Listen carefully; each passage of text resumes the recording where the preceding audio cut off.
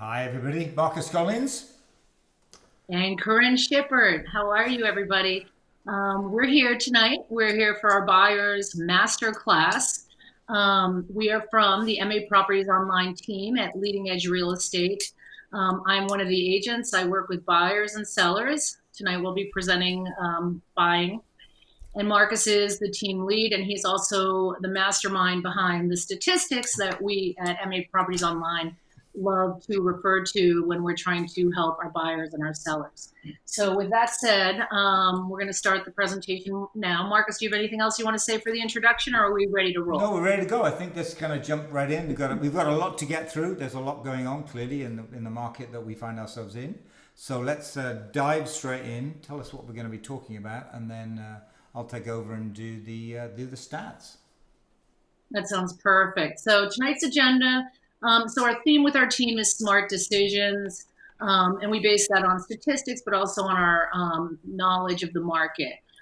So we're going to go through smart decisions in buying, what the process is to make a smart buy, making the smart buy, and then what is the best way to proceed with your search to find that dream home.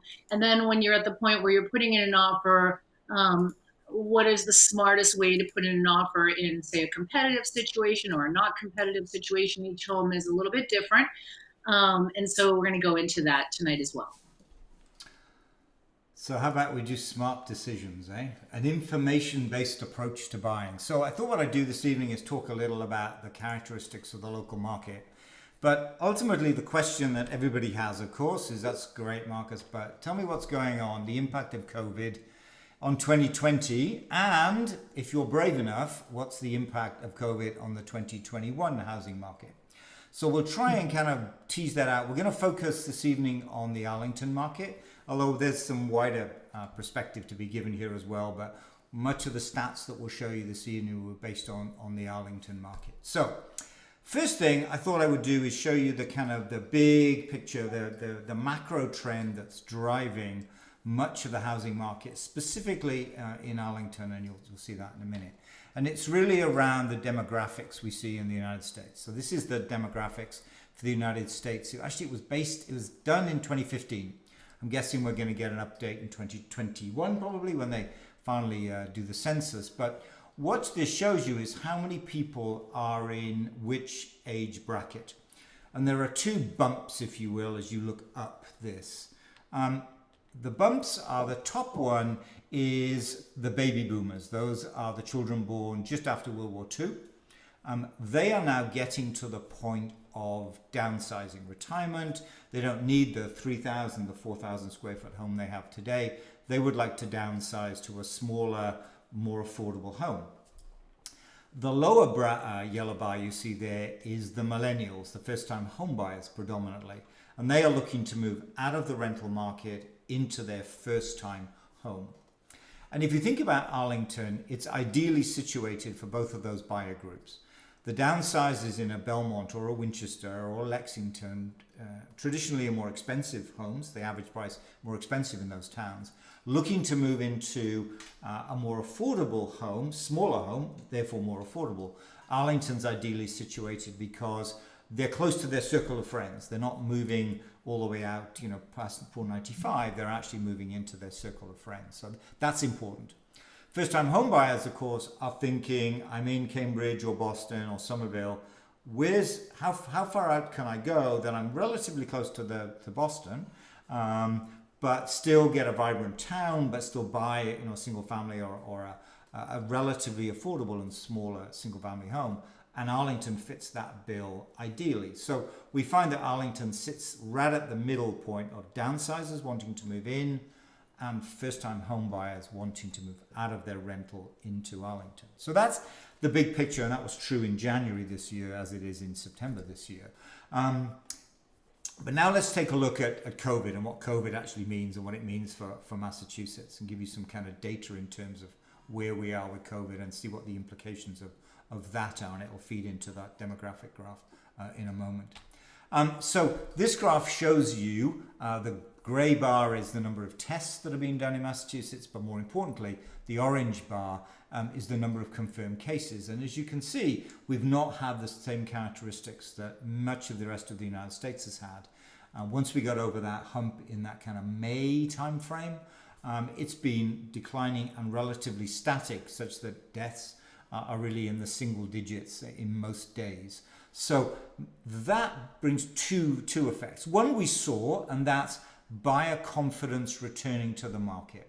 That's not to undermine or to downplay the economic impact of COVID. It's clearly been severe in many parts of the economy.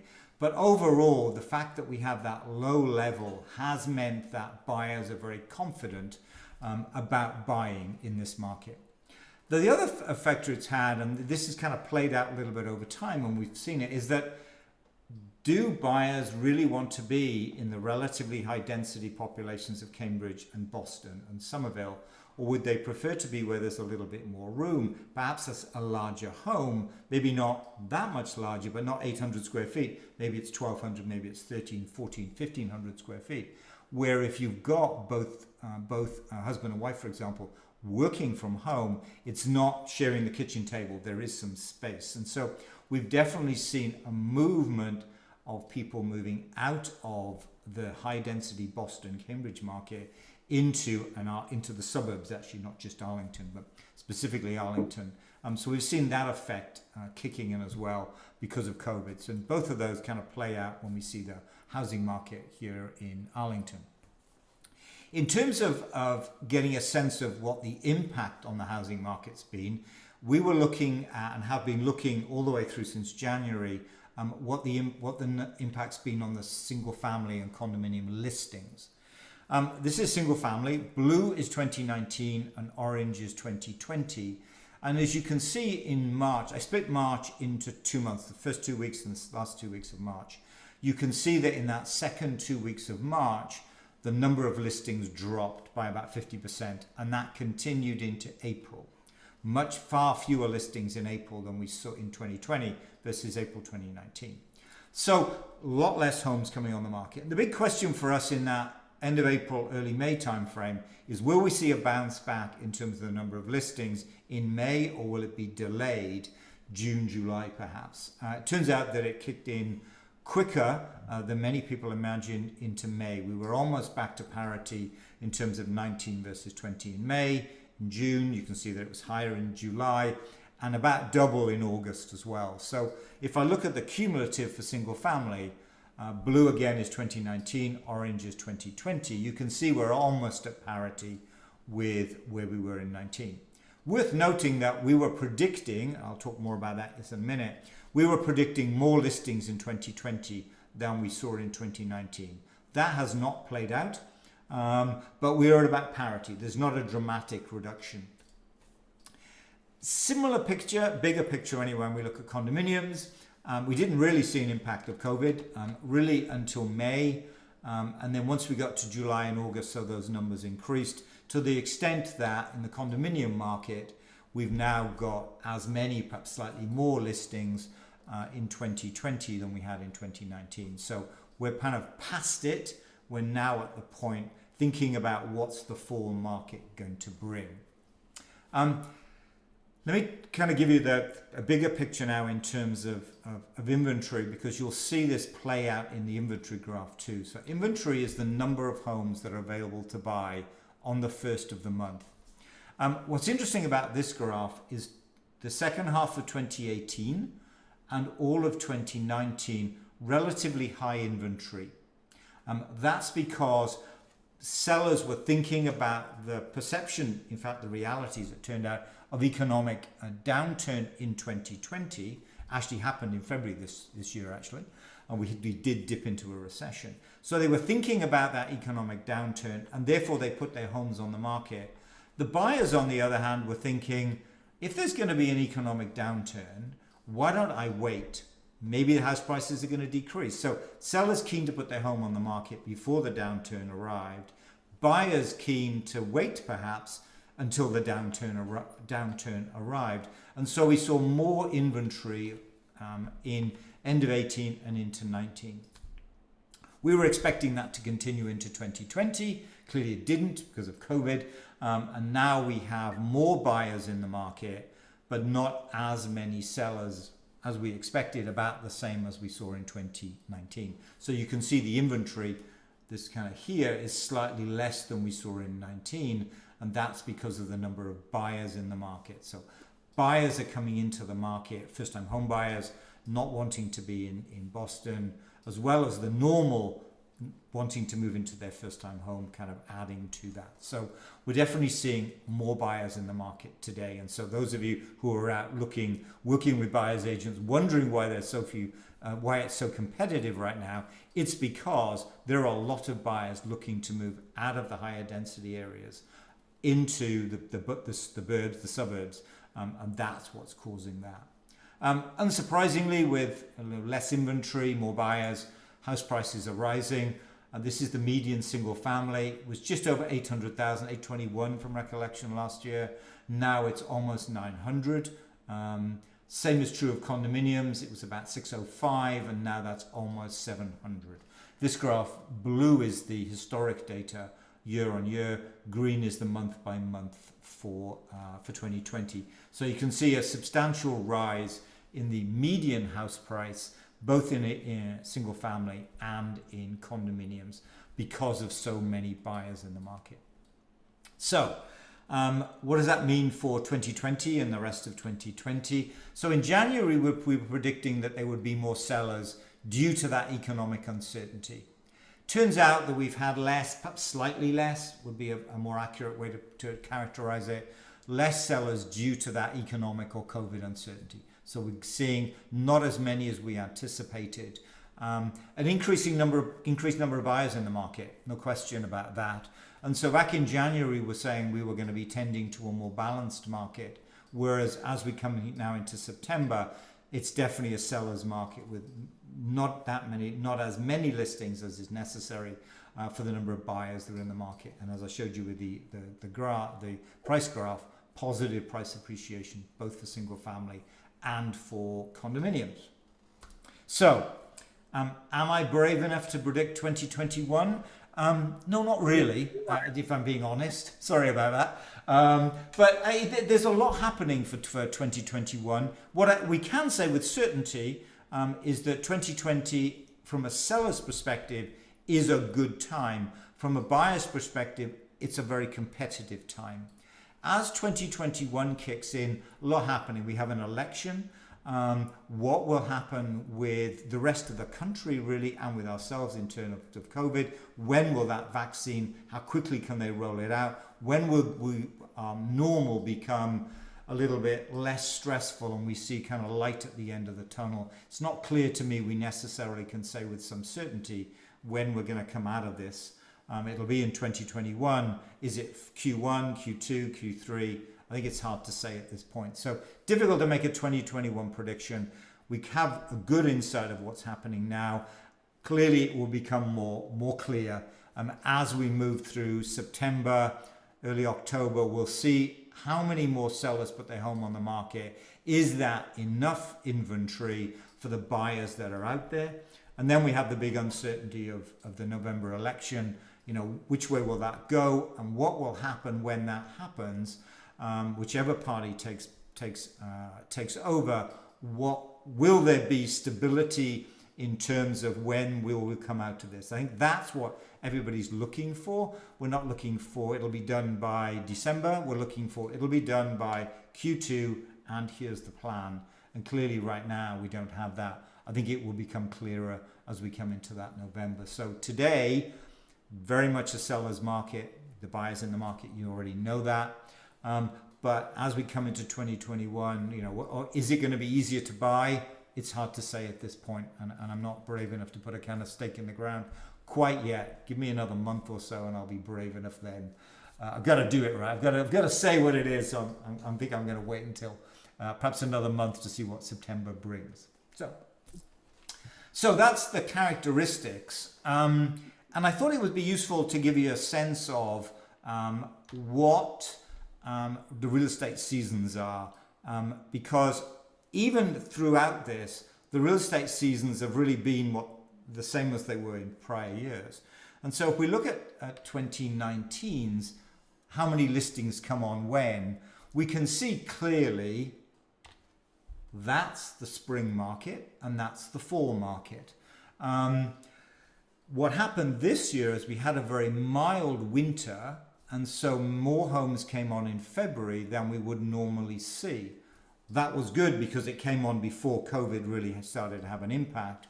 But you can see, the number of listings grows as we get into that kind of May timeframe, drops off in August, not quite to the drop off we would expect this August, and then it picks up again in September, and we're waiting to see what September brings in terms of 2020.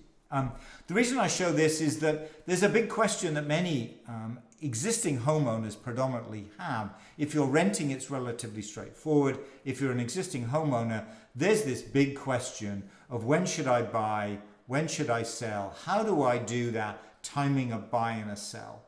The whole trick with timing a buy and a sell, of course, is to sell at the high point. Traditionally, that's in early February, March timeframe, early in the year. Sell when there's a lot more homes on the market, which is traditionally in that kind of June, July timeframe. So that's ordinarily how we would have that conversation, right? A little bit different this year, but I think it's important. And I don't want to go into the details because there's a lot of different scenarios, and Corinne's worked with, I think you were saying 3 people to do that kind of timing a buy and a sell. A lot in the detail, and it really does come down to, we have strategies however you want to do it. We've done it, and I say, Corinne has done it 3 times just in the last couple of months, timing that buy and a sell for those different scenarios. So what I wanted to show with this is we have a number of these different graphs that show you what scenario works in your circumstance. So if you're sat there thinking, how can I buy, how can I sell in this environment and in the kind of the broader picture for 2020 or 2021, we have strategies to do that, workable strategies.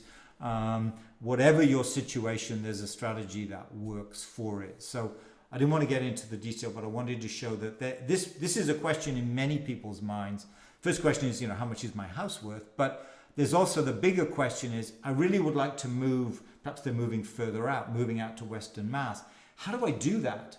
And it really is a case of, okay, so kind of relax, we've got this. We have a strategy, whatever your circumstance is, let's understand where you are.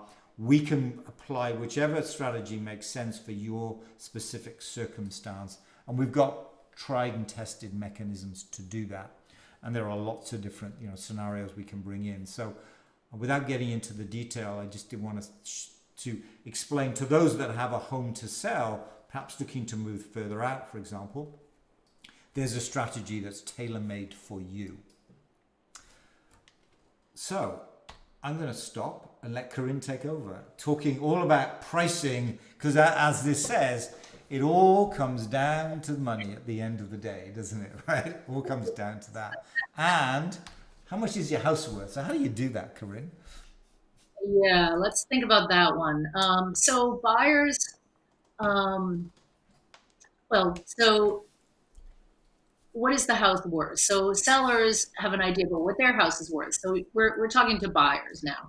So when you're looking at a home, you're trying to figure out, what is this house worth? So the first thing you see is the list price, and the list price is sometimes it's close to maybe what the market is going to pay. Sometimes it's actually too high, and sometimes it's actually too low, but it's going to be somewhere obviously in that range.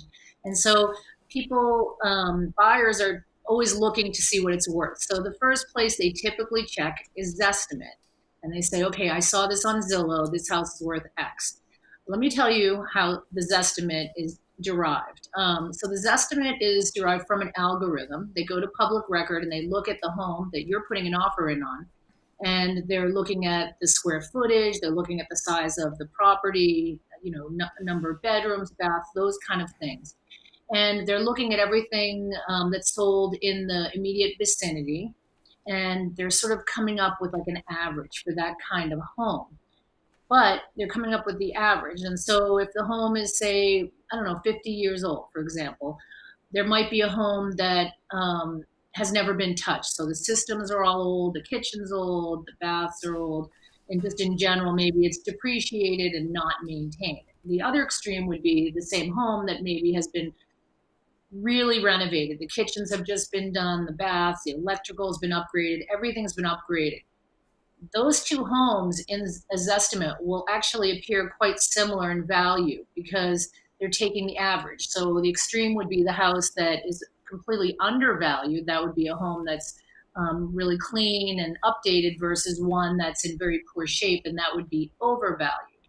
And that makes it sound simplistic, but it is an algorithm, and we don't have an exact rhyme or reason what the Zestimate is. And what we do know is when we look at the Zestimate and compare it to homes that have sold, we see that they can be quite far off. So don't take that as the value of the home. The other number that people can easily pull is the assessed value, and that is the value that the town has ascribed to the house. It's actually not the market value of the home. It looks like a market value because it has a dollar sign, but really it's just how they come up with your taxes. So if you see it looking a little bit less than the list price or more or something, don't be fooled into thinking that that should influence how you're putting an offer. The assessed value means nothing. And then the other one is a friend's opinion. So you can see, two homes in a similar neighborhood. Maybe you're honing in on something, and the homes actually look quite similar from the outside. And your friend says, "I know that my friends who live up the street, they just bought that home. They just sold their home for X, or that house just sold for X. You should be able to get this for about the same." And what they're not realizing is that homes are very, very different depending on how much of the space is finished. The living area can be quite different. So from the facade, they look the same, but one of them has an addition, or one of them has a basement that was built out, or one of them has a sunroom that is 4 seasons, or there are all these different things that impact it. The condition of the home, the location, is it near the highway, is it a corner lot, all these different variables. And so just let's take an example. In Arlington, if you find a house and the price per square foot is 400 square feet, if the home is only 100 square feet more, which is just essentially a 10 by 10 room, not a super large room, but a helpful room, that home, if you're going by the price per square foot, adds approximately another 40,000. So you can see when you're adding on an extra 500 square feet, how quickly the numbers add up. So just be careful about, having your friends say, this house is worth X or Y. So the real way that you determine the value is basically what it sells for. Of course, you're putting an offer in on the house, so you're not going to know what it sells for. You're trying to figure out how much you need to offer in order to get this house. And so what we do is we look at what has sold recently that is similar in, the living area, the number of beds and baths. Does it have a garage? How updated are the kitchens and the baths? How clean is it? Is it move-in ready? Does it have carpeting? Does it have hardwoods? All of these kind of things we're looking at. And what we do is we create a market analysis that's actually not that different than what we do for sellers. And we're picking homes that we think are relevant, and we're giving you a sweep that shows, some homes that are worth more and some homes that are worth less. And we're saying, we believe this home would sell for more than that or less than that. And so we're giving you a little window, because ultimately what that house is going to sell for is what one buyer is willing to pay above everybody else. And so we're giving you a range. So, if you're looking at an $800,000 house, we might say, okay, that we have a $40,000 range, for instance, and we say, we think it's going to go in here. And then you have your ability to pay, and we talk about the offer. So we'll come back to that, but just this is how we look at house value through the market analysis. And so the listing price, when you're going out with your budget to shop for a home, the listing price sometimes is especially in a town like Arlington, it can go quite a bit higher. And so you have to make sure that you're looking for homes that are sort of in your budget or even lower than the cap of your budget, so you have the leeway to go up on the homes that are more competitive. And we'll go more into that later. Yep. So how much did you pay? And so I guess the whole trick here is, what's the process by which I come in and go, so I kind of think I know what I want, but how do I actually go? What's the process by which a buyer would go through in order to determine which is the home that they actually want? What exactly am I looking for? I guess that's the trick, right? So honing in on what you want is going to save you a lot of time and heartache. So knowing the area obviously is really helpful, but these are the three things that are the big criteria. So one is the commute, and obviously that has changed a little bit in the time of COVID. We don't know how many people will be working from home in the long run or doing partial, sort of a hybrid, going to the office 1 day a week or 2 days a week versus working at home. But the commute is really a huge issue for a lot of people. And so, the closer you are to Boston, the more you're going to pay per square foot, and the smaller yards are going to be, and that kind of thing. And then just access to public transportation. So the properties that are really close to convenient transportation, they tend to sell for much more than, say, properties on the other side of town where just walking to the bus is a hike. That's true. We're also beginning to see, we sold, if you remember that, the house in Somerville we sold not so long ago. The premium for that one was how close you are to the Green Line extension. So in that case, even if the public transport isn't there, there's already a bit of a premium for the potential of the public transport. I seem to remember on that one. Exactly. And then schools. So you may need schools, you may not. It might be important to you or not, but this is one of your criteria. And when you determine what kind of school system you want, that will be part of your calculus. And then affordability. So how much home do you get for your money? Now people actually want more home for their money because they're at home a lot more. They're doing school work, spending a lot of time with their family in smaller spaces. So affordability seems to be a bigger discussion now than ever, I think, just in terms of the square footage. No, I think that's true. And to what extent, if we'd given this presentation in January, it would have been easy. What's the commute to Boston? How good are the schools and, affordability? Now there's kind of a bit of a nuanced piece to this, just as you mentioned. Do you actually have to commute to Boston 5 days a week, maybe even 2 days a week? So it'll kind of change this as well. And I think there's also that question of, well, maybe I'm looking for a slightly bigger home and I'll live with a longer commute because I'm only going to do it 2 days a week. Especially if right now I've got a husband and wife on the same kitchen table working, maybe I need them in separate rooms. So it'll be interesting to see how this changes. I think the way it's laid out is the same, but the compromise, if you like, between those different factors is going to change based on where we are today and how it will change moving forward. So it'll be interesting to kind of see how that changes. Like we're already seeing size becoming a little bit more important. I mean, the story of the house in Lexington with the large number of bedrooms, you should tell that story because that's kind of an interesting one. Which one are you talking about? The one where they had 6 bedrooms, which seemed... Oh yeah. It seemed like it was they had 5 kids and they were selling the house and had a lot of bedrooms and a lot of people wanted it for offices, just to have those extra offices. I do see that. I also see a lot of people just not wanting the open concept as much. I think just being at home with your family, needing the breakout space just for sanity's sake, not just work. So that's true.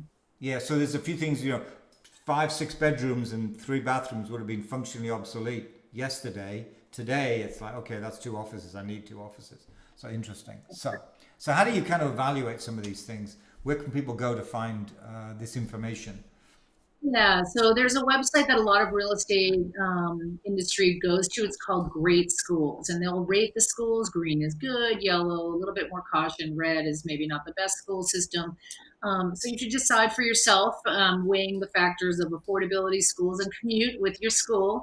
But it's great to look at these, and we have these for all the different towns on our website. We have a huge database of 45 towns now in the Boston area, and all towns that we've worked in, and we give you the demographics of the town and things like the school system, stuff like that. And so if you're spot checking towns and you're trying to understand what is the school system in that particular town like versus another town, and then also just what is the average size house, what is the average price, those kind of things, you can evaluate those things on our website.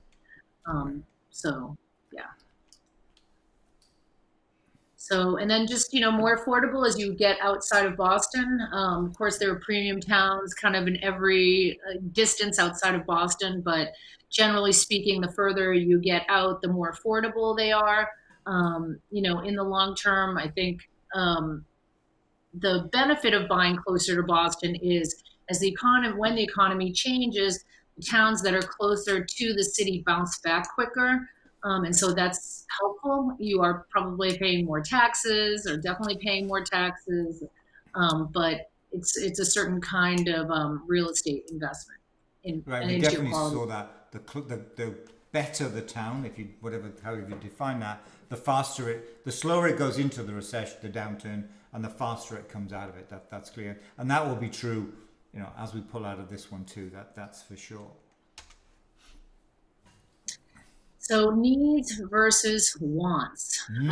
This is Mm. a conversation. So when you're looking for a home, make sure that you and whoever you're buying with, if you're not the only one, that you're on the same page. And so this will save you a lot of time and heartache, especially when you find the one that you love, meaning the house that you love. Make sure that the other person is on the same page with you. So no, the things that we always say is just really honing in on the town is a big one. Once you're looking at say one, two, or three towns, one is ideal. But even now the inventory is very low. So I have some people who are looking in three towns. When there's a lot of houses on the market, looking in three towns and a price point becomes untenable. But if you're looking at some of the smaller towns, you can go up to maybe three if there's just a few listings coming out. And then you need to know what is the minimum amount of bedrooms, how many bathrooms, do you need a garage? Now you're talking about, how much workspace do you need? Do you need an office? For some people, do you need a bedroom on the first floor with a master bath in case relatives come for prolonged periods of time? So these are all considerations. So be realistic about it and then put the other things on a wish list. So you want a hot tub, put it on your wish list, unless, of course, it has to be on the must have. So you have to know these things. And then just be aware of who the relevant decision makers are. So sometimes there are family members who are contributing and they actually want to have a little bit of, I guess, approval of what you're buying.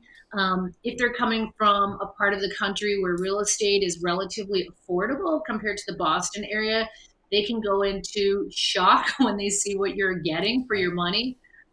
It's good for them to kind of be told out of the gate that it's not the same market. Most of them hear about it, but that's helpful. Yeah, definitely. So In terms of looking at that kind of financially, anyway, and so here we go to establish your budget. How do you do that? yeah, so establish your budget. So one thing you're going to do right out of the gate is get a pre-approval from a lender. And the reason to do this is they are going to tell you what your maximum purchase price is, and they're going to crunch some numbers for you. So based on what you qualify and what interest rate, they're going to tell you how much your monthly payment is. So um, it's not a credit card, but sometimes you look at it and you feel like, oh, I want to spend that money, but really look at the monthly and make sure that you feel comfortable with it. You don't want to be house poor and buy a house that now you can't go out to dinner once in a while or as much as you want. So figure out what that is, and then when you have that pre-approval letter, you submit that with your offer. The pre-approval letter is not, you're not obliged to work with the lender who issues that. We have lenders who will do that. It doesn't take that long. They just need some simple information from you. If you're organized and you have it, it goes pretty quickly, and you'll get that letter. And you're going to present that so that the seller, when they're looking at offers, maybe they've one, but maybe they've multiples, they want to make sure that they feel confident that you will be able to make it to closing. And so, you want to make sure it's a good lender, a solid lender. And then once your offer is accepted, you actually don't have to go with that lender. You can shop around for the best rate. There are phenomenal interest rates right now. I mean, people are like laughing when they get their interest rates because they can't believe how low they are. I think it's a nice benefit for the buyers these days. And then just consider the cost of owning versus renting. So the common logic is if you are going to buy a home, try to be there at least 5 years, Marcus, something like that. I think Because so. you have a transaction Yeah. for selling. And so you don't want to just buy and sell over and over and over again because then you're just wasting money. So make sure that you're ready to stay put for a certain period of time. Yeah. I think that's true. If you are thinking, I'm probably only going to be here 2 years. You should probably be renting, and especially at the moment, because if you look at the number of rentals on the market in Cambridge and Somerville and Boston, they're double, sometimes triple the number that there were this time last year. So there are an awful lot of rental properties on the market today, huge number in fact. So yeah, if you're on maybe 2 years, I think at that point I may go somewhere else. Maybe I'm thinking I'm gonna stay here for a few years, and then if it turns out that I don't need to go into the office at all, maybe I'm gonna go relocate somewhere else. And so that's at the point at which you kind of weighing up that, do I buy with the cost of buying, or do I rent? Because right now rentals are much lower than they were the same time last year. So that's important. So what is a buyer's agent? What's the role of the buyer's agent? That's something that many buyers kind of, when they say, what value do you as a buyer's agent bring? So, buyer's agent. So a buyer's agent is someone like myself, someone like Marcus, who can help buyers purchase. It's not just a transaction, it's actually a longer term kind of relationship where we get to know you, and we're here to advocate for you. So when you're working with a buyer's agent, if you have a good buyer's agent, they are essentially your trusted advisor. And so my job, or any buyer's job, is really to get you the best price, terms, and conditions when you're purchasing a home. And so we're helping you evaluate the market, helping you evaluate the property. We are helping you shape a strong offer. We are helping you evaluate the property, perhaps with an inspection. We're guiding you through all the steps to make sure that you're buying a good home. We also know the area, so we can help you understand specifically where you're buying, what kind of investment it is. And then we know we have great resources, so we can help you get people in who are going to help make a home be the home you want. And we're also in the process of helping you evaluate the homes, able to speak to what it's going to take to upgrade a home that maybe is not move-in ready. So the key with the buyer's agent for buyers to understand is that it's a free service. And so it's really important that you have someone who you trust, who's going to coach you to make sure you get the house that you want. And we are sort of your memory, because sometimes people get the first house they put an offer in on, but sometimes they don't. And so through the process of looking, we are listening to what you're saying. And when you're buying something, we're making sure that you remember what it is that you wanted, and that if you're doing something different, that you're really aware of that. And so we bring our expertise to us. Now, the seller, which is the other, so there's generally two agents helping. So you have the seller who has the listing agent, and they're working for the seller, and their job is to get the best price, terms, and conditions for the seller. They're protecting them. And so for you as a buyer, what you need to understand is that you don't want to work with the seller's agent, because it's a conflict of interest. They can't serve the seller and also serve your interest. So there is sort of this myth that if you put an offer in with the listing agent, when there were open houses, there are not so many open houses now anymore, that there was this myth that the seller would make more money. But the seller is signing a contract with the listing agent prior to coming on the market, and it says exactly what percentage they're paying. And so the seller doesn't see any of that money. And so, yeah. So Marcus, why don't you explain what happened in Lexington? You were saying to Yeah, me. so I did some analysis. I mean, this question, we get this all the time from buyers. I think the key point that, and we talk a little about this in a minute, is that we see ourselves as, exactly as you said, Corinne, that trusted advisor. But we often get the question, should I buy through the listing agent? I'm going to get a deal if I buy through the listing agent. It's going to be easier if I buy through the listing agent. So I did the numbers. I ran the numbers. I'm a kind of numbers guy. So I ran the numbers, and I did it for Lexington in 2019. And there were about 10% of the sales, just under 10% of single family sales, where it was sold through the listing agent.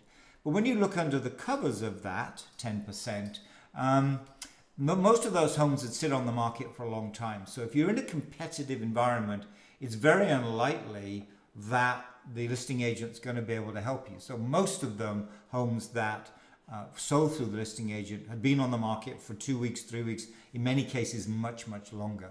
A lot of new construction in that as well, because many new construction will come on the market before it's finished. It's just no open houses. The only way to see it is often through the listing agent. So a lot of open houses, a lot of new construction in that. And also there's a growing idea, and we're one of those, a real estate team, where we're kind of a team of agents. So it was kind of sold within the team, but still using a buyer's agent. So, and ultimately when it comes down to money at the end of the day, I mean, do I save money by using the listing agent? The answer is no. The sell price to list price ratio, which is an important ratio that we track, the ratio of how much was paid versus how much it was listed for, was about the same as the market in general. So there's very, very little benefit in terms of using the listing agent. And there's huge downsides in that it's very much a transaction. And what we see it as is you work with us as buyer's agents. You come to trust us. The advice we give you is not tainted in any way. It's kind of, we are your trusted advisor. And when you think about it, in Lexington, you're buying a $1.3 million home. In Arlington, the average price is about $900,000. That's a very expensive asset that you're buying there.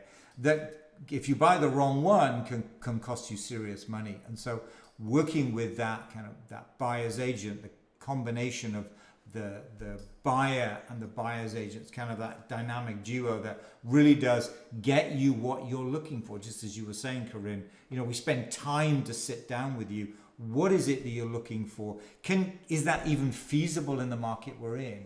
So there's a lot of benefit, a lot of synergy between a buyer and a buyer's agent, and over time that becomes not just a transaction, it becomes a relationship, and in many cases a friendship too, moving forward. Yeah, I'd like to give one example that I think is illustrative of putting an offer in with a seller's agent. So one of my buyers I met at an open house, and he came in when he was under agreement on another house that he'd put in. It was new construction. He'd gone to the open house, and he'd gone at night, and he'd seen the house, and it was a beautiful house, and he put an offer in. And he and his wife, they went back a second time at night. They liked it, and then they had their inspection. And they went to the inspection on a Saturday, and it wasn't dark, and they realized that it was a corner lot and on a busy street, no less. Street, right? Okay. It was amazing because it's a major street in Lexington, and you would think that they would have known it. They were really smart people, but they just put their offer in with the listing agent, and the listing agent, of course, wants to sell that house. And as the listing agent, you can never say this is on a corner of a busy street. You're representing the seller. You're trying to sell the house. And so in that case, if that person had been working with a buyer's agent and they'd pointed out that street, they would have said, this house is a relative value because you're on a corner lot. Yes, it's a beautiful house, but you need to, be aware that you're going to be hearing traffic there. And, watch your kids. You maybe will fence that side in, or, there are different ways to address that on a larger property. But that wouldn't have happened if they'd been working with a buyer's agent. So that was one. And then another point that you said is, the market is really challenging right now. And as you put in offers for people over time, you realize sometimes that what they're looking for is just too hard, and it's too hard to get. And so, as you're going through the process, you're looking and you say, okay, you might need to change your parameters of your search. And so instead of looking for a small single family, you might consider a larger condo with like a yard or something like that. So you're in a better location. And so people need to make those decisions. But when you're working over a period of time, and that, people learn pretty quickly. It doesn't have to be, you're not signing up forever. It's not a gruesome process, but it's good to have someone who's in the know who's going to help you. Right. And you said that changes over time. We've seen that all the time. People anticipate what their budget is, can't get what they want for that budget, and then go either up or go down in price as well. That happens as well. Interesting.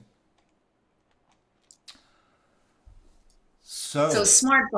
It's a competitive environment, Corinne. Competitive, depending on the house. Even in a competitive environment, there are houses that sit on the market. And so let's talk about smart buying. You want to be one step ahead of your competition. So what do today's buyers want? So as a buyer, when you go out, there's sort of a range of conditions of the home. Most people, what they want is they want that turnkey house. They want no problems. A lot of people are buying, they're working really hard. Maybe they're a family that's working hard, especially in the time of COVID. People are stressed. The last thing they want to do is deal with bringing in contractors, especially when they're living there, doing that kind of thing. And so they want that turnkey home. Additionally, when you look at the pictures and something looks new, it's very exciting. And so most buyers want something that is fresh and upgraded, or they want a house that's a fixer upper and they want to be able to save a fair amount of money on that. And they're going to expect that house to be significantly discounted. So that's what they want, Marcus. So strategy one. So taking on the competition. So Yes. taking on the competition, you'll hear a lot of people talking about it. It can be gruesome, but it also doesn't have to be. The key is to have a good sense of your budget. If you're looking for the ones that are turnkey, we tend to call them the hot houses, just because those are the ones that most of the buyers are attracted to.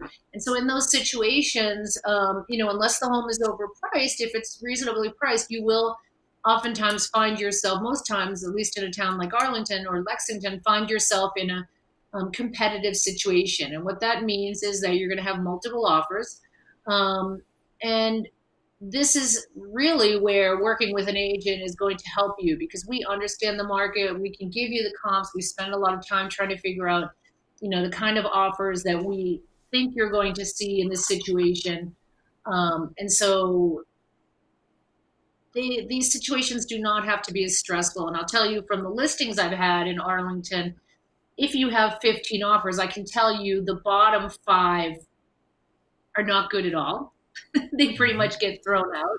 Right. And then maybe the middle 5 are people who are trying, but they're really not reading the market correctly, because if you read the market correctly, you'd be putting offers in like the top 5. And then out of those, maybe the top few in a very competitive situation are doing things to improve their terms, and we can go into that a little bit. But basically, they have a little bit of a cushion on their budget. So if it, say, appraise is a little bit low or something, they can cover that, and that's a whole conversation. I think that's in this presentation later. But when you're in a competitive situation, you are trying to get everything right, and there's a lot of terms, and if you can tick a lot of those boxes and get it right, sometimes sellers are not even taking the highest offers because they're assessing how much they're going to make versus risk, and it kind of depends on the condition of the house and so many other factors. So taking on the competition, the first couple times it can be a little stressful, but we try to work with data so that you feel deeply grounded. By the time you put in an offer, you should feel deeply grounded, circling back around the comps, that you understand why you're going to need to go so high. And when you offer it, you will not think it's insane. You will think it is a product of the market. And this is what you need to do to buy in this town. Right. So if you're going to go with strategy one, I mean, working closely with a buyer's agent is imperative. Otherwise, you're not going to know, one, if it's the right house, does it work for you, is it paying the right price, and all of those. So hugely important in terms of competing in this market. And as I mentioned before, it's a very competitive market for those hot houses. Which brings us to... Say again? The graph, I can't... Well, so the graph, it's too hard to see probably, but what it is the sale price to list price ratio in Arlington. And the average sale price to list price ratio in 2016, 17, 18, 19, it's around 102, 103, 104%. So that's the average. What that tells you is the hot houses could easily go for 110 over asking, 115 over asking. The ones which are not the hot, perhaps they're overpriced, maybe they do need some work, are the ones that perhaps sell for less. But it just gives a measure of how competitive certainly the Arlington market can be as those first-time home buyers and downsizers start competing for those homes. So, strategy one, what about the fixer-uppers? How do you do this one, I love this page because there's the before and afters in this one, which is why I like this one section. This one, it just has creativity. It's just dripping with creativity and vision. Strategy two is really fun, but it's also really stressful. And I'll tell you why. So you may not have the competition, but what you have is you have all these things that you're going to improve. And so you're ballparking what each component that you're going to change or fix costs. And so strategy one, even though you feel like you're overpaying for the house, you actually know what your bottom line is because it's turnkey. Strategy two, you go in and you buy a house and say your budget is 800 and you buy a house for 680 and you have 120, but you need to do the kitchen and you have a few things that, you got to do the roof. You've got a few things you need to do. It's its own logistical challenge. And, but there are things you are looking for when you look for a fixer upper. And so one is just making sure you're in a great location, you like the neighborhood. Quality of the construction is a big one. Certain houses rehab beautifully. Certain periods are very nice. Also, what is the natural light? What is it close to? And then just what is the price per square foot? So some houses can be cleaned up pretty easily, and then other ones are, really hard. The key is not to stand in the house and say, we're going to move this wall and this wall and this wall and this wall and this wall, because that starts getting expensive. And what happens when you move walls is all the surfaces overlap. And so when you move a wall, now the floor has a gap, but the floor is 500 feet in this way, 200 in this, and how are you going to blend them? So you get into these logistical problems of changing these overlapping surfaces that you have to be very careful about. Electricity's in the wall, and it just goes on and on. So pipes are in the wall, things like that. So if you love these fixer-upper shows, you should do this. Half of them seem to go wrong, don't they? Yeah, I've had people who have bought fixer-uppers that did an amazing job. I've had people get construction loans and do, a few really big ticket items that are taking things on. But the thing about this is if you can get the house, sometimes you're getting the house a lot quicker than being in a competitive situation multiple times. And by the time you do the research to bring in the contractors and figure out your lending and all of that stuff, guess what? 4 months later, you're in the house and it's done. On the other house, 2 months, 3 months in, you're still looking and you're spending every weekend doing that kind of thing. And so, it's a give and take. I think you have to be realistic when you're doing a fixer upper.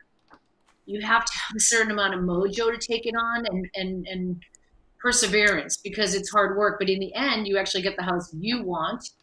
It looks great. You've built a lot of equity for yourself. Oftentimes, I had someone who bought a house for, I think it was 350, and they put like 40 or 50,000 in, and in the end, the equity they built was like an extra 100,000 just by like 3 months work.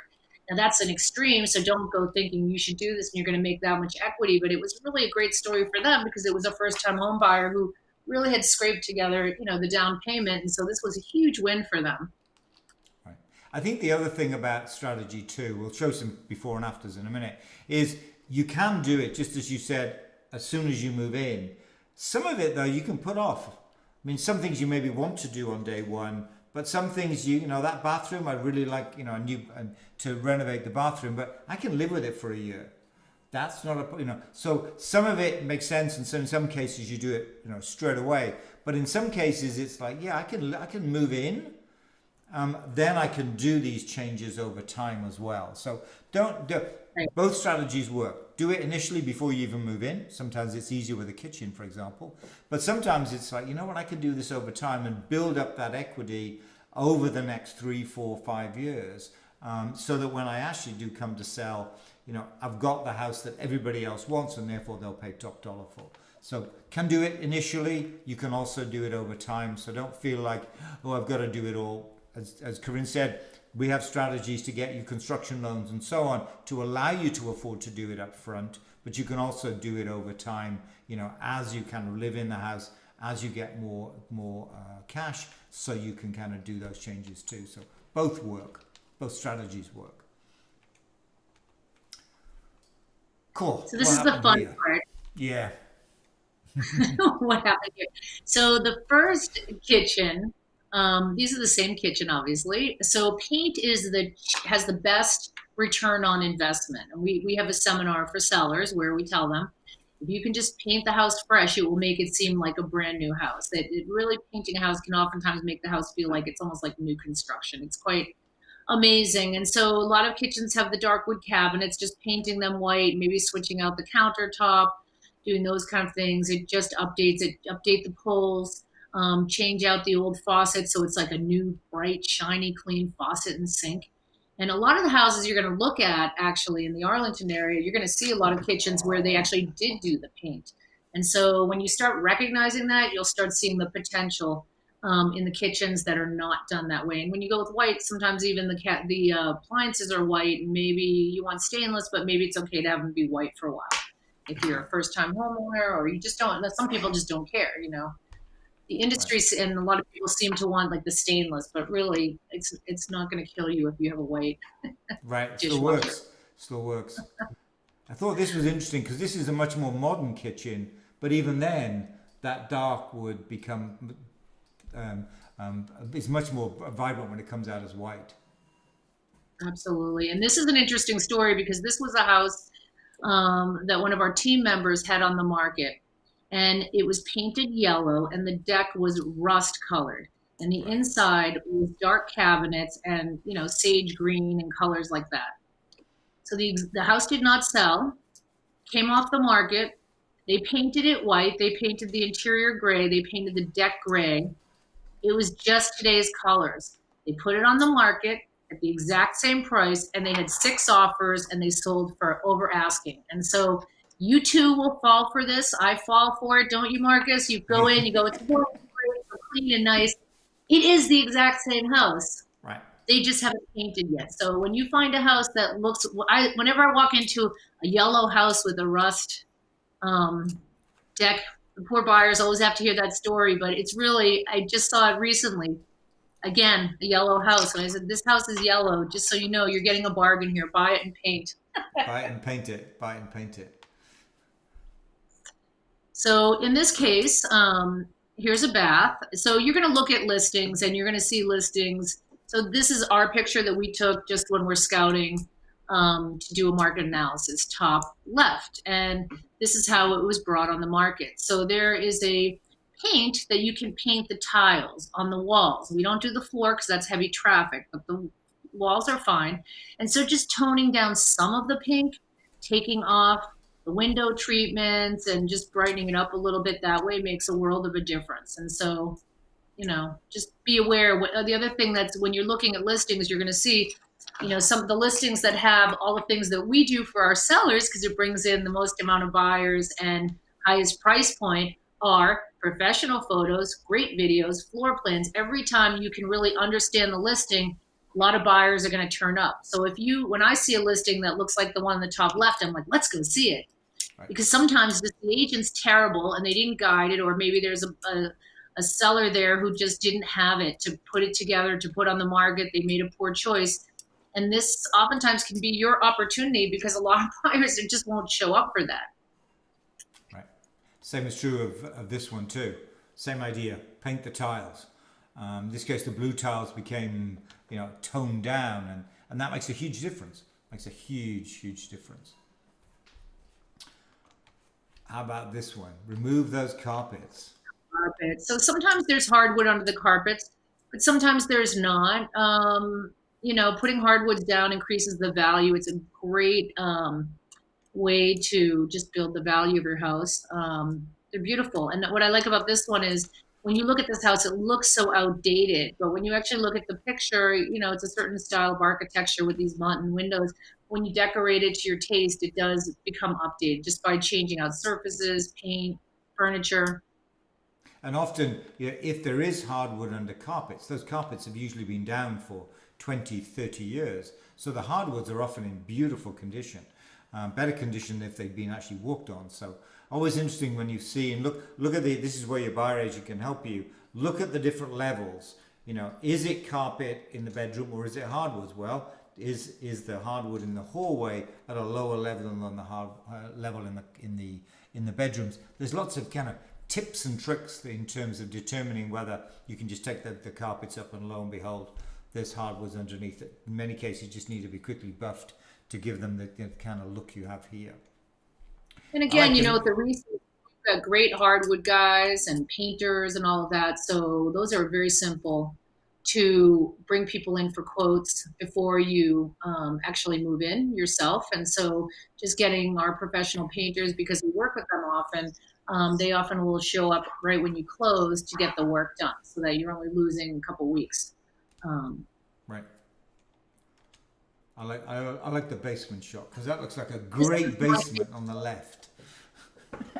This one's my favorite because it's the trick of, you know, just color, but then also clean carpets and then staging. So the one on the left is the exact same space.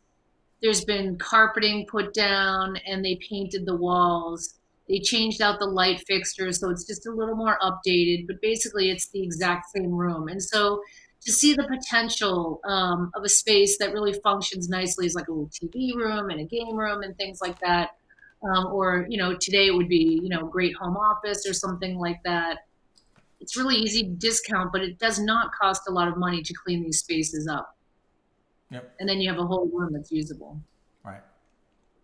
So in the basements, you have to be really, you know, you have to check to make sure it doesn't get water. There are a lot of things with the basement. Again, this is where your buyer's agent is helpful. And then if you really like it, you know, the inspector. Yeah. So landscaping is another one. So just cleaning up the landscaping really can bring out the form of the house, cutting back stuff, you know, painting. In this case, the railing was painted. Yeah. But just curb appeal. It's always nice to have a few added features that just make a house special.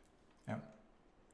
And I thought I would add into this a real story because I helped actually a young couple buy this house, and these are the listing photos, not staged. It just doesn't. They've done nothing basically to this house, and as you can see, it doesn't look great. And we didn't pay a lot of money for it. The basement was pretty crappy. It was kind of, but there's huge potential here. And let me show you what it ended up looking like. Let me do this. Here's the home after they'd done all the work. So you saw the before, here's the after. Not much in this room. Finished the hardwoods, paint. Here's the key. This is why this home sold for so much more. Huge potential with the kitchen. In this case, the owners, the new owners, they decided over time. They didn't do this when they moved in. They did it over time, as they had that little bit of extra cash. So they decided that they were going to redo the kitchen. Here's the dining room area. They opened that up, and then let me go back up actually to the kitchen. Here we go. Here's the kitchen area. Now, all of a sudden we went from, let me give you the before. There's the before, and here's the after. That made a huge difference for not that much money, as it turned out. They redid the kitchen in this case. But here's a real example where a young couple bought the fixer-upper, lived in it for a while, slowly but surely, did the work on the home, and lo and behold, when we came to sell it, it was mobbed. This is one of the first ones. This was in Arlington on Highland Ave. One of the first ones where we had upwards of about 17 offers on this home, which was kind of unheard of at the time. But it's an example of where you can buy that home that needs some work. Let me give you the before again. There it is. Doesn't look very much, but there's huge potential there, and relatively straightforward to make it to this.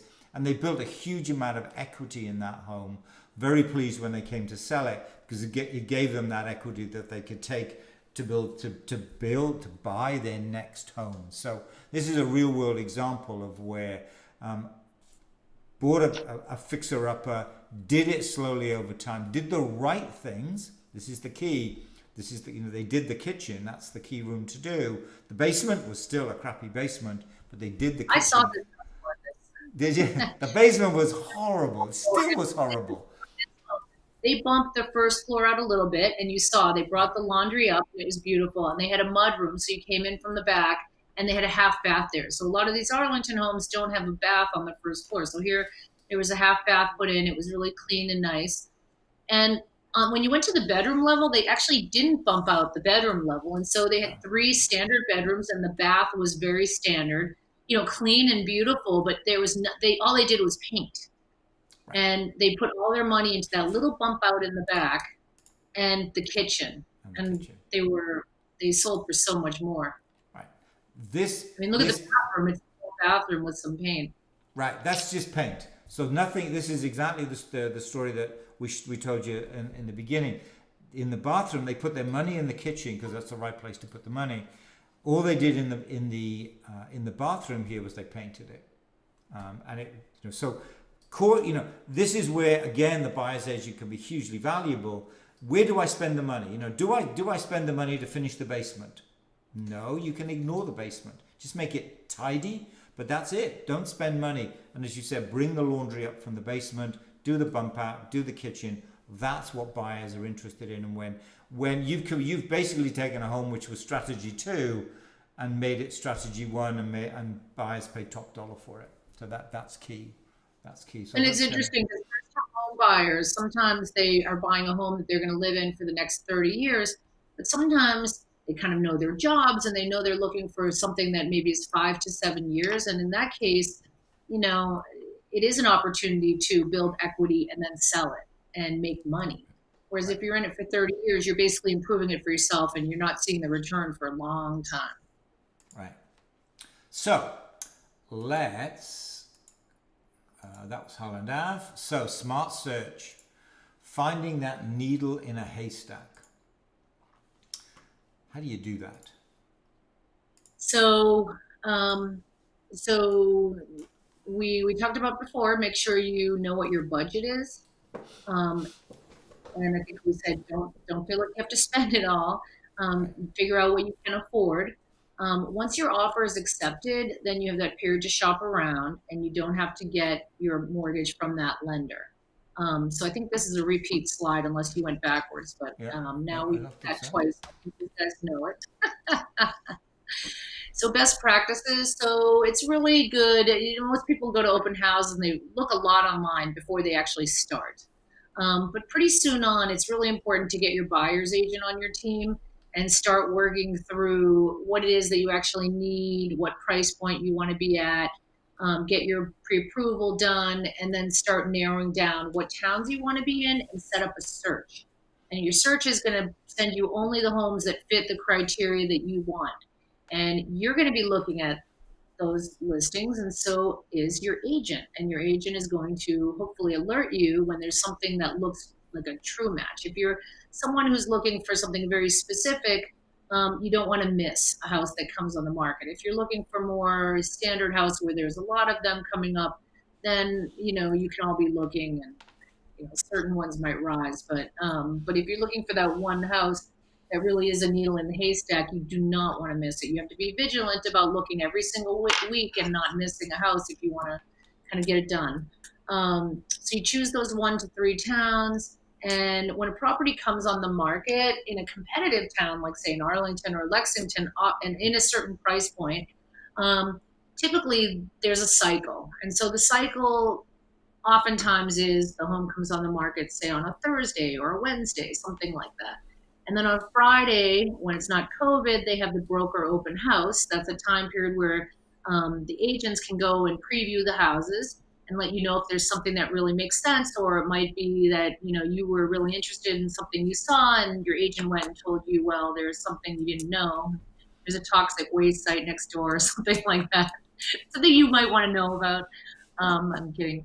But it's sort of a little preview. But then really in normal times, there are open houses on the weekends. And so when I'm working with buyers, sometimes I'll go out with them, especially in the beginning when I'm trying to understand what it is that they're looking for. And I'm trying to educate them about what to look at when you're looking at a house, explaining the kind of construction, making sure they understand what the different, systems are, the mechanicals, those kind of things, what I'm looking for. So when they start going to open houses without me occasionally, they can also take that knowledge and look and see. But basically, that's the open house cycle. Right now, there are some open houses. I try to avoid them because you don't know who's going to be there. They can only let so many people in the home at the same time, so you can be waiting.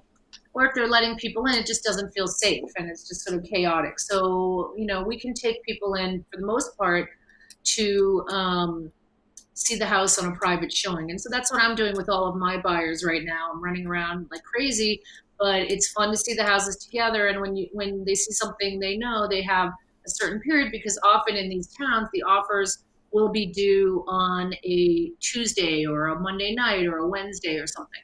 And so the sooner you can see it, the more time you have to evaluate, to figure out if you want to do something like have an inspection beforehand or have an inspector come in for a consult to guide you on whether you would feel comfortable waiving the inspection if it's very competitive. And these kind of things we can talk to you about when we're working with you. But there's this cycle. And so really you need to go see the house as soon as possible so you're not coming in last minute and feeling that pressure. The more time you have, the better we can prepare to try to help you get that house. And so we evaluate the houses that you like. And so that's pulling the comps, that's, making sure we see it. We're calling the agent, trying to understand what kind of, how are they, how are they handling the offers, things like that. We're trying to give you every little edge. When it's competitive, you want to figure out what all the parameters are and try to do your best in every category. And that helps you get the house. Right. So one question that I often find buyers ask is, so, I've got 15 towns in my search, because why wouldn't I, right? I could be anywhere. I don't really mind where I am. How can you help people evaluate which towns are in, which towns are out? Right. So this is a great tool, thanks to Marcus Collins. So like Marcus is great with stats. I have no idea how you do these, but we have unbelievable charts on every town. And so one of my favorite to look at with buyers is the sales distribution chart for a given town. And so if I have a buyer who's got a budget of 700, and we're looking in, say, Arlington, and pick 5 towns or whatever, we can look and say how many homes come on the market in the 700s in that town. Generally speaking, there's a sweet spot. There's a range in which there are a lot of homes and choices. Generally, you don't want to be down at the lowest point, because those homes are either in rough shape or they rarely come along or something. That's generally not a great price point to be looking in a given town. By the same token, you don't want to be on the higher end. You want to be where there's more options. And also, does it make sense to buy a $2 million home or a $2.5 million home in a town like Arlington? Just to be you're probably better suited and better positioned for your value and your resale and everything to be in a town where people who are buying at that price point want to be. When you're buying, you want to be aware of resale as well. So we help guide you on that. But so this sales distribution chart, we have these on our website, and you can pick condos, single families, multis, whatever kind of home you're looking for, and pick the town, and you can just look around. It's one of the things we do when we meet with you. So typically when we're working with buyers, we sit with you for an hour or two and go through what you want and go through some of this material again, just to recap, so that you're deeply familiar and not wasting time when you need to be thinking about whether you're putting an offer in. You're kind of educated. And so going through the whole evaluation of the towns and narrowing down, that's an enormous time saver, and it means you're not going to miss a house when it comes up that you really like. And so this is Arlington, for example, and you can see the sweet spot 700s really. If your price point is 700s, Arlington's a great town, because you got upwards of about 72 home sales in that town. This was 2019 data, I think. If I skip forward to Lexington, and I do those 2 towns because they're a much different price point, you can see that if you've got 700,000 to spend in Lexington, you've got a lot less choice. Let me kind of scoot back. So I've got 27 maybe homes to choose from in a year in Lexington, whereas I've got 72 in Arlington. So if I was at 700,000, advising a buyer at 700,000, Arlington's a great town to be in. Yes, you can include Lexington, but you need to include some other towns as well. That's the key.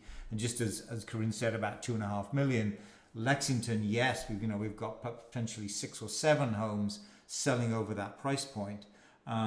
whereas in Arlington, none. In fact, only just one over $2 million. So it's a way to kind of look at quickly at your desk which towns are in, which towns are out, either because they're too expensive or because my price point said they're too affordable, if that's the right way to put it. They just don't make sense for my price point. So sales distribution or price distribution is a good way to kind of include and exclude towns without actually going around them and kind of which town should I be included in my search. So that's the Arlington data, and there's the Lexington data.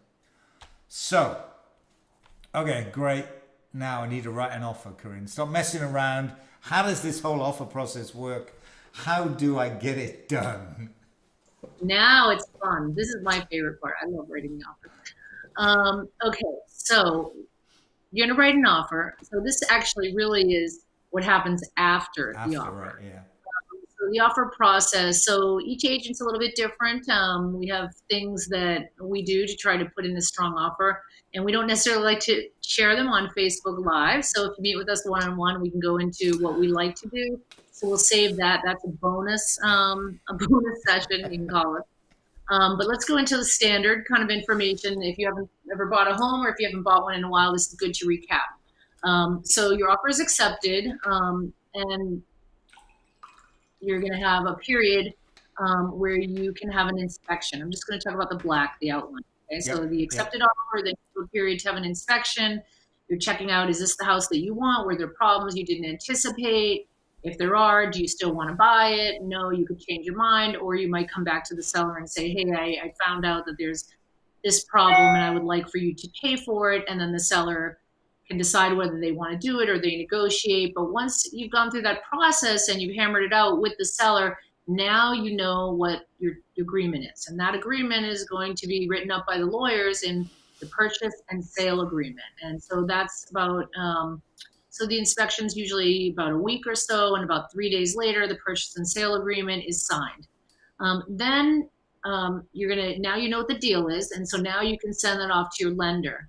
So the next day, the P&S gets sent to your lender, and they're gonna do all their due diligence. They're gonna check to see what the house is. They're gonna have an appraisal, a survey. They're gonna check the title search, things like that. And after about a month or so, they're going to issue you a letter that says you have been, they're committing to giving you a mortgage. You are clear to close. This is a great day for everybody because you feel like, okay, now it's definitely happening. And then it takes about 7 to 10 days for the attorneys and the lenders to kind of get their stuff together, and then you sign and you get the keys.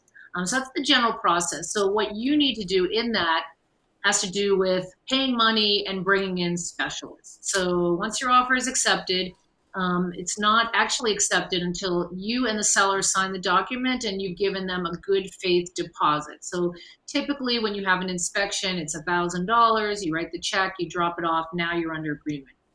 Now you have your inspection, and you're going to bring in the inspector. So an inspector typically is $500, $600, $700. If it's a bigger house, it could be $1,000. You're going to pay for that. Then you have your purchase and sale agreement. You're going to bring your attorney in. So the attorney cost to do P&S can be anywhere. It says $500 to $1,500, can be $300. It just depends on the attorney. They will reduce the cost if you bring them in to also do the closing. They don't necessarily have to do the closing, but most of the time it economically makes sense. So people use the same person if the lender will work with them. So when you sign your purchase and sale, this is when your big check is due. So 5% of the purchase price is due, minus whatever you put down for the deposit. So you need to make sure those funds are available. Then you have an attorney. We have recommended attorneys. Right, your attorney costs are included in the closing cost if you use the same attorney for P&S's closing. Then you're going to put your mortgage application in. Mortgage contingency happens. So the deal with the contingencies are, those are points where you can get out of the deal. So if you have the inspection contingency, it means that you may or may not go forward depending on what happens with the inspection and the negotiation. Same thing with the mortgage contingency date. You may buy the house if your lender gives you your mortgage. However, if they don't for some reason, give you your mortgage, and maybe it's something with the property, maybe it's something about you and your credit score, something happens that they didn't anticipate, they might deny you the lending. That contingency protects you, and it means that if you don't get, if something happens, you get your 5% back. It protects you, the mortgage contingency. So you can't change your mind at that point. If you do, you give up that 5%. So no one willfully does that. Yep. And then closing, and the remaining balance of the purchase is due. So if you're doing 20% down, collectively it needs to be 20%. If you're 10% down, some people put down 40%, whatever it is that you work out with, the lender or with the attorneys. We're a little bit more out of that part. I would say once you get past your purchase and sale, really, the attorney and the lenders are really working very closely with you, and we're on it, but that's a specialty. Right. And then you close, and then it's yours. Then you get the keys. Yay. Home ownership kicking in. Then you get to start getting the bills. Bills for utilities, bills for this, bills for that. So I didn't realize I had to buy clothes for the garden. Right. Home Depot is your friend from that point onwards. Exactly. So, inspections. What's the story with the inspections? And how, I know you don't want to give too much away, but it might be useful for some buyers to understand a little bit about that inspection process, because it's kind of a scary time, I think, for home buyers. Yeah. So, you're buying something really big. You really should have an inspection. You want to make sure you know what you're buying. You want to kick the tires. Just so you know, every single home, even new construction, has problems. They always have something, right, Marcus? Even the nicest homes we see, there's always some weird thing that happens. Something. So you want to be realistic about it. You obviously don't want to get, sacked with some big bill that you didn't anticipate. That's the point of the inspection. You need to go in with eyes wide open. But it's really important to have an inspection, unless you're going into a competitive situation and you feel that you want to waive the inspection. And so let's talk a little bit about inspection strategies. So this is part of the offer process. So when you put in an offer, as a buyer's agent, I always say think like a seller. So a seller is selling a huge asset. They're extremely nervous about something going wrong. And the things that can go wrong are varied, but one of the big ones is they need to trust that the buyer is going to want to buy the home after they agree to it. And so when they have an inspection, they're going to learn, like we said, there's always something about every single house. They're going to learn certain things. And so if they change their mind, they can get out and get their deposit back. The problem for the seller with that is they just had, the reason when you waive the inspection in the first place is because there were other offers. If there's no other offers, you would have gotten an inspection, right? So you're in a competitive situation. They had an opportunity to choose other offers. They chose yours because you waived the inspection and you were one of the highest offers with good financing, probably. And so when you ask for an inspection, there is a risk that you could change your mind and now they have to go back on the market. And so buyers who come into a home that has gone off the market and comes back on the market, the first thing you ask, and I ask this, Marcus, we all ask this, why did this come back on the market? And so the house it's stigmatized by the fact that it came on and off the market, and that equals a certain amount of money that already they're not going to get. Normally they try to go back to the other people, but a lot of times those people have moved on. And so when you waive the inspection, sellers are so excited. And even as agents, we love to work with buyers. We love to represent a seller when they have a buyer who has waived the inspection, because it's going to be a smooth transaction. So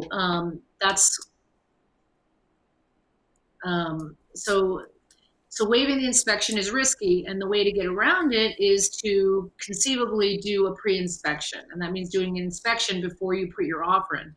What happens with that, though, is you're not negotiating on anything. So if you find something really bad, you're not going to negotiate on it. So, you have to have a good feeling about the house to start with. And then sorry, I'm totally losing my train of thought. So if you waive the inspection, the sellers love it. Marcus, take over. I'm just thinking. So I mean, those are the two extremes. One, you have a traditional inspection. The second one, you waive the inspection. And the kind of middle ground in here is that you as a buyer say, you know, I do want an inspection, but I'm not going to nickel and dime you. I'm going to say that we, the buyer, will cover the first, let's say, $10,000 of repairs. And essentially what you're doing is saying, I want to protect myself against the big ticket items. I'm not going to nickel and dime. There's inevitably a lot of little things wrong with all houses, every house. And so you're kind of sharing the risk between the buyer and the seller in this case by saying, yes, I want an inspection, but you know what, if there's structural problems with the house, I would like the option to exit if that's okay. And so you're kind of putting that kind of minimum, raise that minimum amount to a level that says, I'm not going to mess around with nickel and diming, but I do want the option to cover myself just in case there's a large bill at the end of the day. So that's kind of the different strategies, you know, waive it, do a normal one, somewhere in the differences. And I think the key with this process is it can vary depending on the house. You know, if you walk into a house and you go in the basement and go, oh my goodness, that's probably one where you want an inspection. If you go into a house and you go, wow, the basement is squeaky clean, for example. I mean, this house has clearly been really, really well maintained over the years. Then maybe you're willing to take on a little bit more of the risk. So this is where the buyer's agent comes in. You kind of sit there and go, well, you know, how much risk am I okay with? And it really is a house by house question, really, at the end of the day. You know, some you clearly want a full inspection. Some, well, maybe you feel comfortable enough, if not waiving it, at least doing a pre-inspection. So this is really the real value of a buyer's agent, having seen way more houses than we want to admit to. We can kind of, you know, advise you in terms of what we think is the right strategy. And of course, we know we've worked with you as that trusted advisor, understand your level of risk too, what risk you're willing to tolerate. So combination of those two together, whichever one of these strategies inevitably works. House dependent, buyer dependent, you know, competitive, not competitive. Lots of things go into this in terms of which is the right strategy. Depending on the price point in the market, it seems like, you know, when you get to a more expensive home, people have a little bit more disposable income, and doing an inspection doesn't seem like such a stretch. Whereas if you're looking at a, you know, $300,000 or $400,000 house in a town that's a lot less competitive and further out, in those situations, most of them are not waiving the inspection because they're not going to spend the $500-600 to try to be competitive. Yeah, so you know, you really have to read each town is different. Yep. The next section is around financing. So right, let me go here. There's a lot to this, and I don't really want to go through the details. Just a couple of points with it. I'll kind of leave the slides up there, and then you can kind of look at it at your leisure. I just want to pick on a couple of key things that I find many buyers kind of get a little confused with. And the one I want to talk about here is how much money will the banks lend you? It is not dependent on the sale price. It's actually determined by the appraisal value.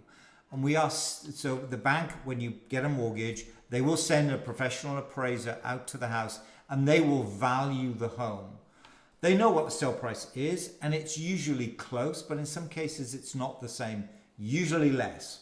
And so it's as well to remember that, you know, the price that you're offering may not necessarily be the price that the bank will lend against. It could be a little bit less. Corinne mentioned this a little bit before, and we've seen that a little this year. Some of it because appraisers were not able to go in and look inside homes. So we've had the situation a few times this year, quite unusual, certainly in, you know, a hot market like Arlington, where the appraised value came in less, and therefore the buyer was getting 80% of the appraised value, not 80% of the sales value, the sales price. And this is where, you know, Corinne mentioned that keeping perhaps a little bit of money in your back pocket, if you will, to just cover yourself in terms of this situation. That's kind of important, I think, to think about. There are lots of different types of mortgages. Most people talk about a 30-year fixed, but actually there's a lot more to it than that. These will work from your situation. So as you're talking to the lender, to ask them what is the difference between an adjustable rate, a fixed rate. You know, if you intend to be in the house 5-7 years, why are you getting a rate that's fixed for 30 years? Does it actually make sense? Do you want some stability in terms of your financing, in which case the 30-year fix may well be the right way to go? So there are lots of different options in terms of the kind of mortgages that you can get. And it's as well to talk to the lenders in terms of your situation and what products each of those lenders have. Because these lenders will have different products. And there are lots of different lenders out there. You know, banks, you go with a broker, lots of different options in terms of selecting a lender. And we're here to help you with this process to, you know, what's the right way. We can advise you so far. We can hand you off to, you know, advise you on different banks. Let the banks will, of course, advise you on the right situation. They will know more than we do about your financial situation. But there's lots of choices when it comes to finances. And that's kind of important, that you kind of work with a buyer's agent that can kind of point you in the right direction in terms of different lenders and so on. I also get asked about closing costs a lot. How much does it cost to buy a house, you know, in Massachusetts? If you bought in other states, it's actually much cheaper than buying in other states. I've lived in Maryland before, and it was expensive to buy a home in Maryland, to the extent that the buyers and the sellers would split what were called recordation taxes. Here it's not that expensive, but it's worth finding out what that number is, because as Corinne said before, you've only got so much money. You know, if you buy to your max, to then find that you've got a $3,000 to $5,000 bill at the end of the day can sometimes come as a surprise. So go online, find those closing cost calculators, understand what that is, because you need to back that out of your costs, of the amount of money you have. You will have closing costs, so worthwhile understanding that. And I wanted to finish off with financing with the good news, because today I looked at the different interest rates that are out there. This peak here actually is 2018, so long ago, where the interest rates were, the average for a 30-year fix was about 4.5. It's been dropping ever since, such that the where we are today, around 3.1 for a 30-year fixed, cheaper for an arm, looks like, and the projections out for Q4 as well as 2021 have that interest rate remaining very low. So even though financing is a little bit daunting, the good news here is that the interest rates 3% for a 30-year fixed, in the high twos, 2.6, 2.7% for an arm, maybe even that for a 30-year fix. So it's a great time to buy in terms of actually the affordability of the lowest it's been certainly since 2009, and probably for the best part of a couple of decades, I imagine. So the good news on financing, even if it's a bit confusing, is that interest rates are low at this point. So quick zip through financing, and then why don't we talk a little bit about attorneys, and then we'll kind of wrap it up. So when you're choosing your attorney, make sure that they're Massachusetts. These laws are state specific. All the documents, a lot of the documents are state specific, and that they're a real estate attorney. Right. That's pretty much it. The stuff is so specific. Don't go with someone from another state. Don't go with someone who doesn't do real estate. We have lenders. I mean, we have attorneys, and we can help you. And I think that's true of, as we say in the bottom of this slide, we've talked about inspectors, we've talked about lenders, we've talked about attorneys. They're all kind of part of that team. And we work closely with all of those. We have the ones that we like working with. We have the attorneys we like working with. They are real estate attorneys, that's for sure. Because you want that team to make it as smooth a process as you can. Once you found that home, you start to get excited about the whole thing. I'm thinking of closing, I'm thinking of moving in. You want that inspection, you want the financing, you want the attorney side of it to go smoothly so that you get to closing with a minimum amount of stress. And so we have, recommended inspectors lenders as well as attorneys that we work with on a regular basis that we know can get you from accepted offer through to closing with the minimum amount of stress. So don't think that that is daunting because I have to get those other people. We can recommend, you can clearly find your own as well, but we can recommend those that we work with closely that we know will get you all the way to closing in a stress-free way. Almost there. Finally, what's our commitment to the buyers, Corinne? So we work closely with you. We give you advice. We share what we know of the market and the offer process. We guide you with financing and set you up with our resources and attorneys. We work really hard to help you find the right property and evaluate it. We go to the property that you're putting offers in and just in general. We also, nowadays especially, we're arranging the showing. So making sure that you are aware of, how long has the home been on the market?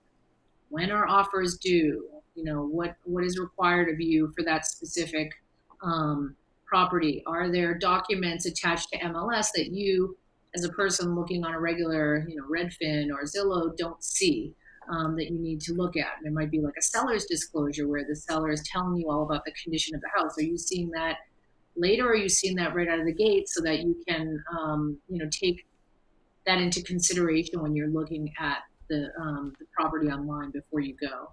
And then we're just helping you strategize your offer and negotiate. And negotiation's a big one too, because that's part of getting the house. So there is oftentimes a negotiation process, especially when it's not a competitive situation, because in that situation, you have a lot more leverage because you're the only buyer. And so having someone who's comfortable with negotiating on your behalf is really important. We advise you through the inspection. You're going to have this inspection report and trying to figure out, what it is you're going to try to negotiate with the sellers. It's quite a process. And we try to keep it simple and clean.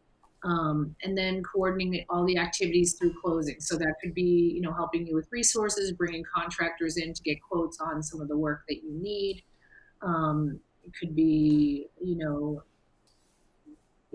making it as smooth a process as possible. Yeah, just keeping on track of everything. We're making sure that all doesn't get dropped through the entire process. We don't get 3 days before closing and realize you haven't done something. So it's kind of coordinate that multiple step process through. So that's our commitment to you. So really it's kind of, time to talk about what you, the buyers out there, need to talk about. So what is your circumstance, and how do we actually make sure that we get you into the home, even though it's a competitive environment, we get you into the right home at the right price in a timely fashion with a minimum amount of stress. So please reach out to Corinne. More than welcome to talk you through any aspect of this. There was a lot to this. We realize this. There's a lot to the buying process, but please reach out to us and to Corinne so she can kind of talk you through perhaps some of the bits we went over too quickly, some bits were still a little bit confusing. We'd love to work with you and get you into that home that you definitely want to be in so that you're not in that rental, you're working either side of a kitchen table in that kind of cramped environment. So we really would like to help you get you into that home of your dreams. Yeah, totally. And, we love working with the buyers. It's really an exciting period in people's life when they're trying to figure out where they want to be next. And it's exciting to kind of go into these homes and imagine your life and figure out what you need to do to get there. So we're there to work with you.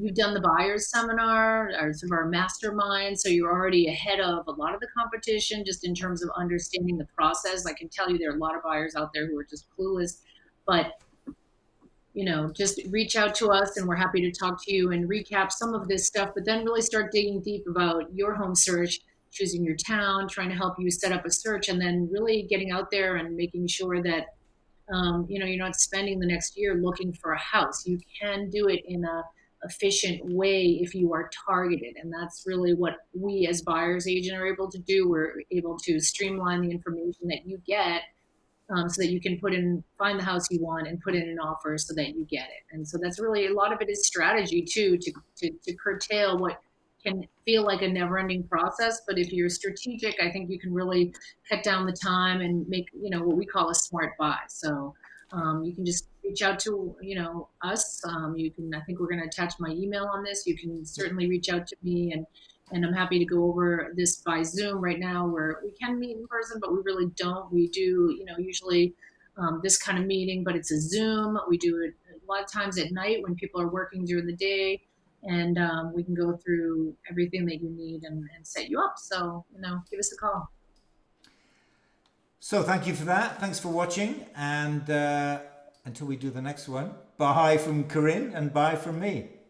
Bye, everybody. Thank you for listening. Bye.